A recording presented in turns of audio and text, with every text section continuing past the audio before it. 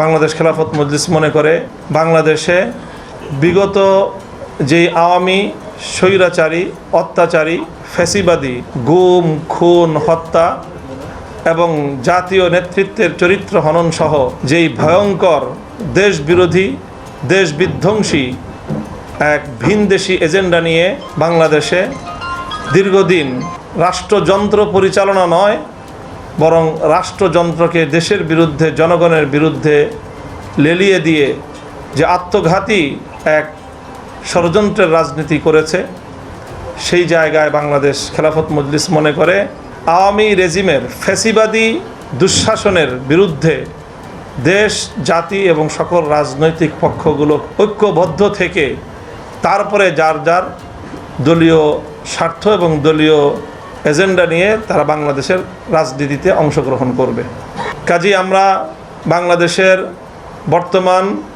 বিরাজিত রাজনৈতিক ব্যবস্থায় সকল রাজনৈতিক পক্ষের কাছ থেকেই আমরা এটা প্রত্যাশা করি এবং আমরা সকলকে সেই আহ্বান জানাই যে দলীয়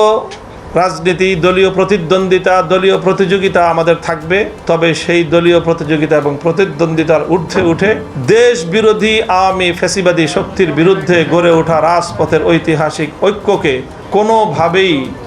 সম্পূর্ণরূপে ধ্বংস করে দেওয়া চলবে না। বাংলাদেশের আগামীর রাজনীতিতে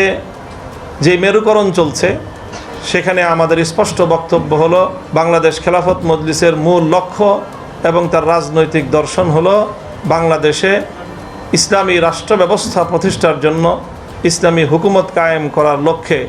বাংলাদেশ খেলাফত মজলিস তার রাজনৈতিক কর্মসূচি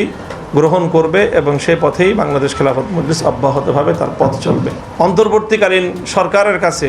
আমাদের একটা জোরালো দাবি হলো যে আগামীর নির্বাচনের বিষয়ে অমীমাংসিত যেই বিষয়গুলো রয়েছে, যে বিষয়গুলোর উপর আমাদের রাজনৈতিক সিদ্ধান্ত নির্ভরশীল, সেই জায়গাগুলো দ্রুত সিদ্ধান্ত নিয়ে জাতির সামনে বিষয়গুলোকে স্পষ্ট করা আশু প্রয়োজন।